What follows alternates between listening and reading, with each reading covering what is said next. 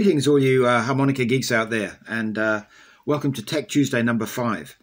Now this is a very new series, but already it's yielded a couple of really interesting new advancements. Basically with me putting out my ideas and then explaining where I got a bit stuck. I've had a bunch of messages come in with suggestions for how to overcome issues, and in one case the very first video about the staggered reed plate idea, I've been able to take an idea from one of these suggestions and really do a lot more development on it, and really advance the design quite a lot further. Okay, if we look on the screen here, this is my staggered reed plates sketch area on my Alt Diatonics file, and where I got to last week was basically where I ended up in about April 2018. And I explained where I'd got to. But in the few weeks since then, this is all new stuff that you can see on the screen right here. And this is what the video is about today. I want to explain what I've done and you know, what the results have been. So just to do a quick recap, I explained last time that I designed a harmonica with kind of weird comb looking like that. And the main idea was to displace the blow reed plate and the draw reed plate by half a hole from each other and give each its own separate narrow compartment, and then have a slider on the front that's selected between them, and this gives you new note pairings, which allows you to get more bends.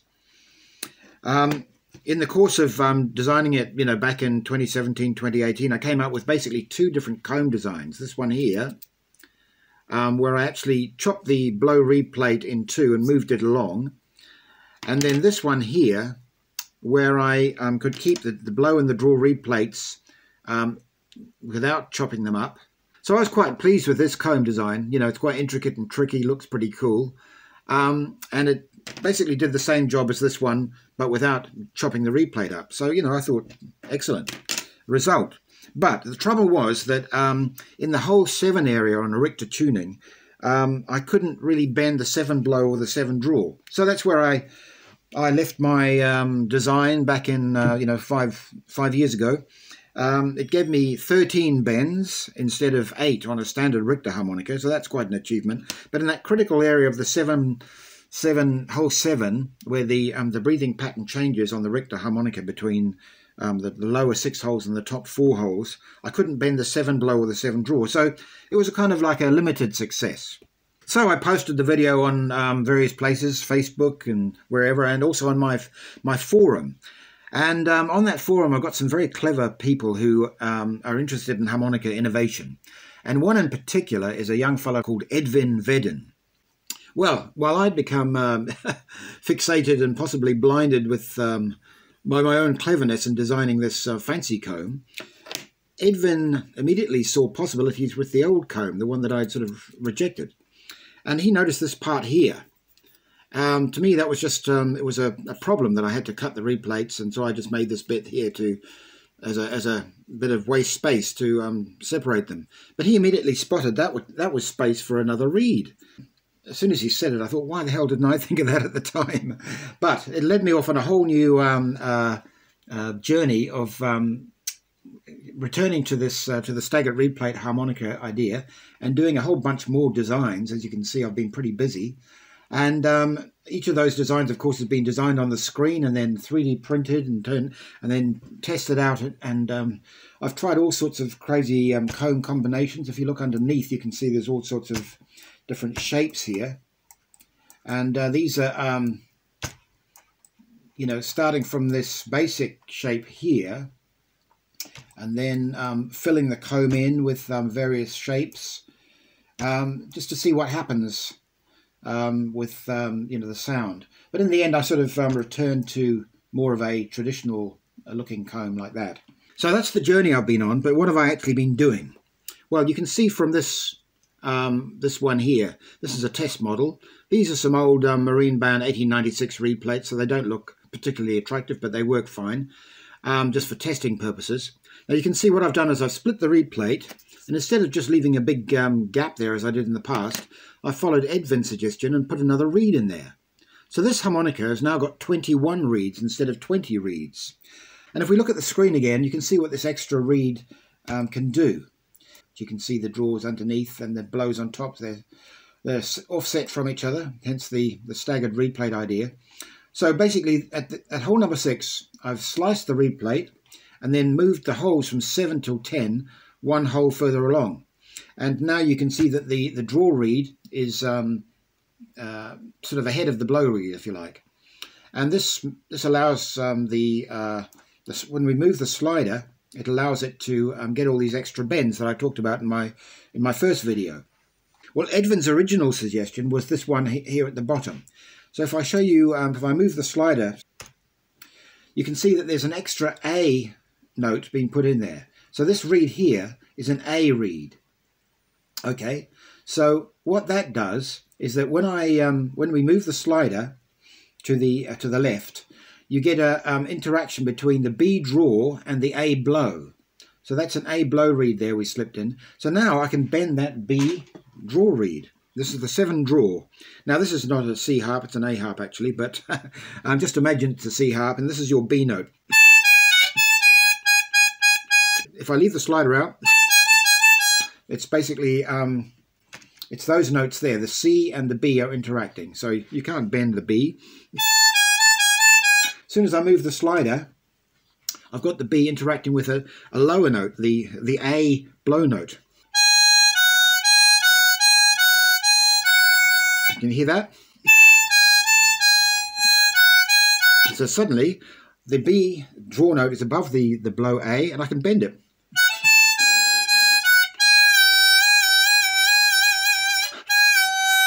So that means I can bend that B down to a B flat. Okay, so this is what Edvin suggested. Put another blow reed in there, which is below the B draw, and then you can bend that 7 draw note. So there we go, that's great. Another option, which I think I actually prefer, is to swap in a second C reed. You can see there's 2 C reeds there. So it's the same as below, where I've split the reed plate at hole number 6, just at that point there. And then I've moved holes to 7 to 10 along to the right. But within this little gap there, I've put a C blow reed. So what does that do? So this second sample harp here is one with the swapped in extra C blow note. This is another A harp, by the way, but just imagine it's a C for explanation purposes. It's easier to talk in C. So basically, I've swapped in an extra C note instead of the extra A note, as I showed you just before. And look at what happens when I move the slider. So at the moment we've got the 7 blow and the 7 draw, neither can be bent. Move the slider over. Suddenly that C blow note, the new one that we put into the slot there, is paired with the 6th draw note, which is an A. Okay, so now the C blow is paired with the 6th draw. It means I can bend the 6th blow.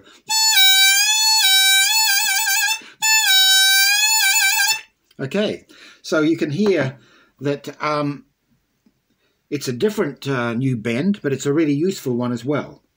Okay, I've just been showing you sort of diagrammatically what's going on, but if we look at the sliders themselves, here are the 2 shapes of the sliders. So this is the reverse of the sliders. So this is the one here, the same as the top one, with 3 slots at the top and then 7 at the bottom. And here's the one which gives you the extra B draw bend, and that's got 4 at the top and 6 at the bottom. But when you look at them on the other side, the holes just appear as, you know, evenly spaced holes as you're playing. So if you look at the harmonica from the front, there's no real idea that the holes are got this extra divider in them. You can see the 2 different ones like that. And as you can see from the front, they just look like regularly spaced holes. It's only when you look from the back that you get the idea of something different going on. Okay, I'm just going to put this second harp together now, put the cover plates on, and then compare it with this one here, and you can hear the effects of the 2 new bends. Okay, I've got these 2 samples together now, and one's got the the 7 draw bend in it, and the other one's the 7 blow bend. They're both in the key of A. They're both using Marine Band 1896, old Marine Band 1896 reed plates with no embossing or anything like that. So this is the one with the 7 draw bend. Now, one of the nice things about these this harp is that, say if you do a little lick like that, you're going up to, from the bottom end to the 6th blow. Now, normally you can't do anything with the 6th blow, can you? But check what happens. I just get up to the 6th blow and then push the slider, and I can really bend that 6th blow. Put some vibrato in it. But now what I want to show you is the 7 draw bend on this one. So here's my 7 blow, and 7 draw, and then push the slider. So there's my 7 draw bend.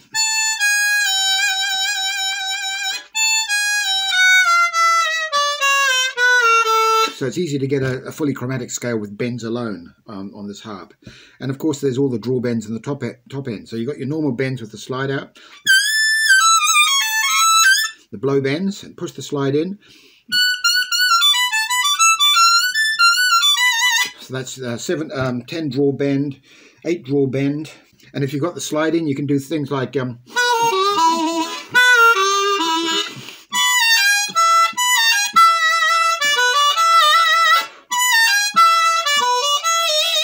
So here's the other sample now, and this is the one with the 7 blow bend. So all the other new bends are identical on these two harps, but the difference is that 7 in hole number 7. Here now you can bend the 7 blow.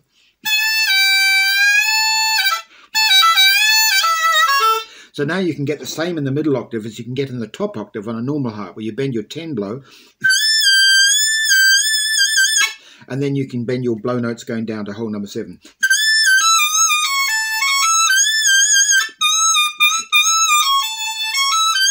Now if I push the slider in, I can get that exact same feeling with bending, going from 7 blow, which I can bend like 10 blow now, and I can just keep going down with that same kind of licks.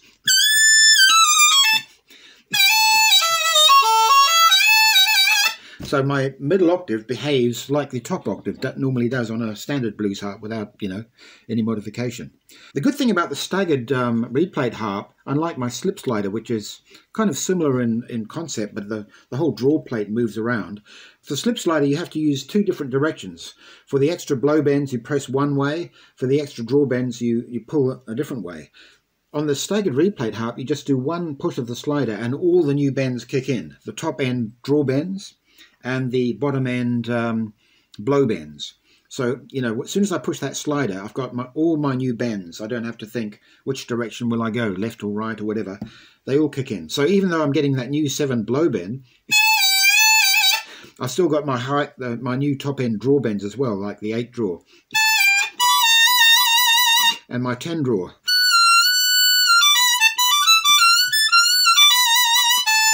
And I can go from like a bluesy 8 draw lick, which is like 4 draw,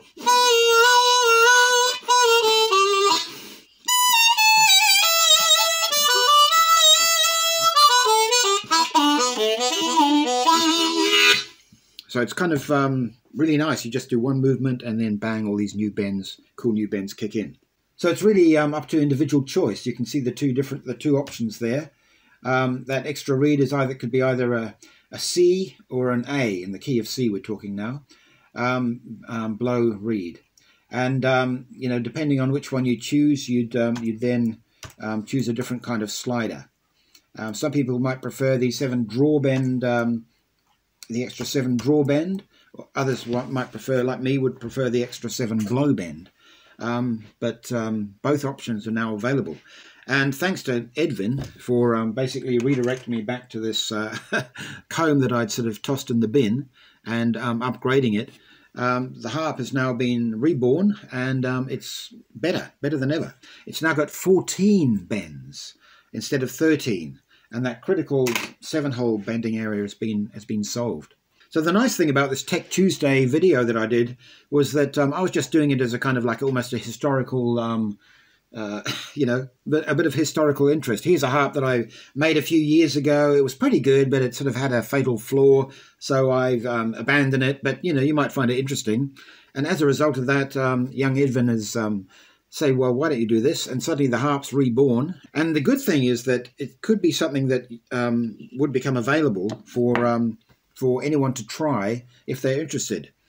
So now that I've done all this extra design work and tried out various configurations, various shapes and whatever of the comb, I'm pretty happy with the end result. That's it there. I've gone back to the kind of the open slot idea that I started with. But you can see there's extra screw holes for the extra reed, and that's where the extra reed would be placed there. And so yeah, I'm sort of pretty happy with how it's all working. So now it can be something that you know, I could offer people who want to make it for themselves. I'm actually sending out a few samples to some friends of mine to give it the once over and give me their opinion. Gregory Hommett, fantastic overblow player from America. Also my good friend Andre Coelho in Portugal, who customizes harps. I'm sending one out to him this week. And my other really good friend from Sweden, Joel Anderson, who's also going to check it out. Now, Joel and Andre are customizers. So if they decide it's something that they might be able to enjoy customizing and adding all their fantastic extras to, embossing and special reed work, well, then it might be something that they would offer as a you know, as a custom option. Also, for people who want to save a bit of money and think they've got the skills to do it themselves, shortly I'm going to be offering it as a parts kit. So you can basically buy the comb and the mouthpiece and all the screws necessary, and then I'll do a video showing how you cut up the reed plates and put it all together. And then it's something that I could offer on my website and sell as a parts kit for people who want to make it themselves. The only thing it lacks is a good name. Now, the one I'd love to use is the slide harp. I mean, it's just, you know, it's crying out for the name slide harp, isn't it? It's a harp, it's got a slide, you know. But, of course, that name has been used by Hohner in their upgrade of the old Koch harmonica. They called it the slide harp. So I guess that one's not really available. Maybe they'll be nice to me and let me use it. I don't know. Hohner, get in touch if you're cool with that. I think their one has been discontinued, so maybe I could use slide harp. But if anyone's got a you know, a better name for this harp, I'd love to you know, I'd love to hear it. And if it does turn out to be an amazing name that I really like the sound of, the person who comes up with that name will get a free parts kit to make their own version of it. So, over to you people. Let me give me some suggestions in the comments below for good names for this harp. And let's see what comes out of it. Okay, I think that's enough for this Tech Tuesday. I'll see you next week with yet another crazy harmonica idea. Bye for now.